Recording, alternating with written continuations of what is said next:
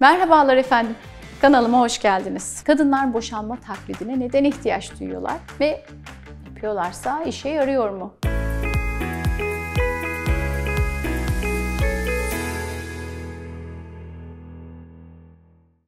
Aslında kadınların yaşadıkları bu boşalma çoğunlukla klitoris uyarısından oluşuyor. İstatistiklere göre direkt klitoral uyarı olmadan vajinal boşalabilen kadınların oranı sadece %30. Bundan dolayı da aslında kadınlardaki boşalma ve orgazm sorunları cinsel ilişki boyunca hiç boşalamama ya da hiç boşalamama olarak ayırmak daha doğru. Bunu aslında şöyle de diyebiliriz. Bütün hayatı boyunca hiç orgazm olmama ya da orgazm olma güçlüğü olarak da tanımlayabiliriz. İşte orgazm olamayan kadınların sevgililerine, partnerlerine, eşlerine zor anlar yaşatmamak için kendi orgazmlarını taklit etmeye mecbur kalıyorlar.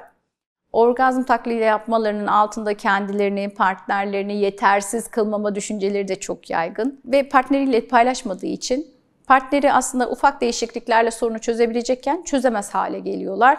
Çözüm yolları gündemden kalkıyor. Kadınlar da orgazm taklidi yapıyorlar. Şimdi kadın orgazm taklidinin bir yararı şu olabilir. İşe yarar mı? Evet, partnerine doyum hissettirir. Bilinçaltı da gerçekle doğruyu ayırt edemiyor. Bir süre sonra kadın sürekli taklit yapa yapa aslında bilinçaltı gerçekten de orgazmı yaşar hale gelip kadın aslında öğrenebiliyor. Ama burada kadının klitorisine, mastürbasyonla dokunmayı öğrenmesi ve bunu cinsel ilişkiye transfer etmesi gerekiyor. Yani tek başına taklit yeterli olmuyor.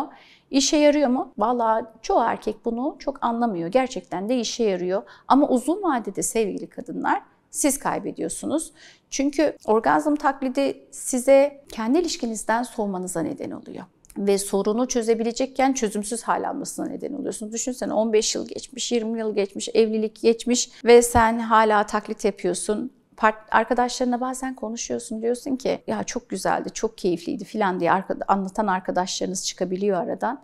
Ve sonra diyorsunuz ki gerçekten keyif alınan bir şey miymiş? Ben yıllarca taklit yaptım, bir öğreneyim filan. Ya da başınıza taş düşüyor. Tüh diyorsun, geçen 20 yıla niye taklit yaptım, ben bunu çözebilirdim. Aslında çok kolay öğrenebileceğiniz bir süreç. Onun için de bence taklit yapmayın. Sahtesi kısa vadede size çok bir şey kazandırmıyor, uzun vadede hiç kazandırmıyor.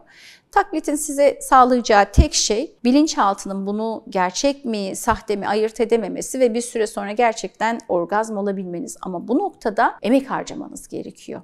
Emek nasıl oluyor? Klitorisinize dokunmakla, mastürbasyonla boşalmayı öğrenmekle, bunu partnerinize, eşinize anlatmakla, ilişkiye transferle mümkün oluyor. Bunu transfer edemediğiniz noktada aslında kendiniz bir cinsel obje haline getiriyorsunuz. Partnerlerinize işte bir an önce olsun bitsin, aslında çok daha keyifli, uzun soluklu, zevk alacağınız bir ön sevişmeler varken partnerime işte ben iyiyim, hadi çabuk oldu, sen de ol. Hani çünkü süreci uzatmak istemiyorsun, bir an önce olsun bitsin istiyorsun.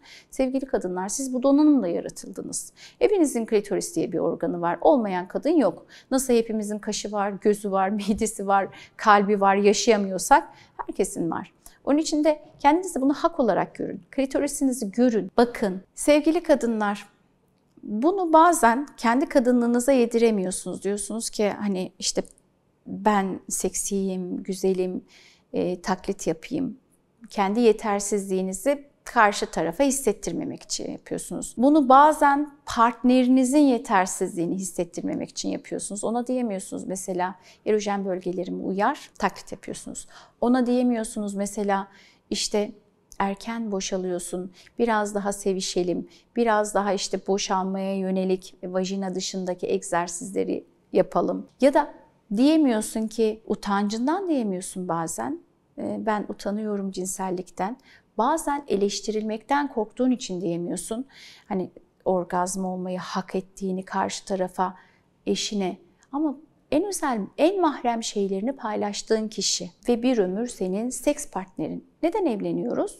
Evlenirken biz tamam bir yuva kurmak için evleniyoruz ama biz neye imza atıyoruz? Biz bu beden benim, kullanma hakkı senin diye imza atıyoruz. Sevgili beyler, siz de bunun için imza atıyorsunuz. Bu beden benim, kullanma hakkı senin ve benim mahremim sensin.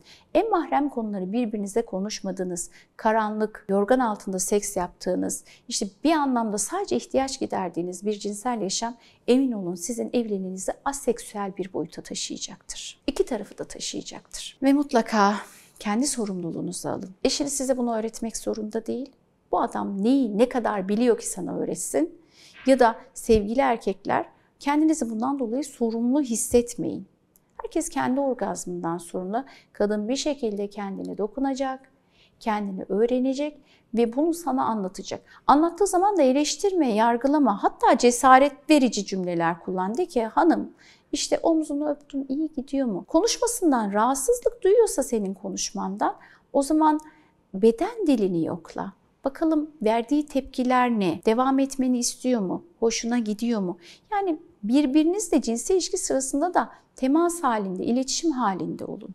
Ki kadınlar bu taklit olayını bitirsinler. Erkek taklit yapamıyor. Zaten erkeğin malı meydanda.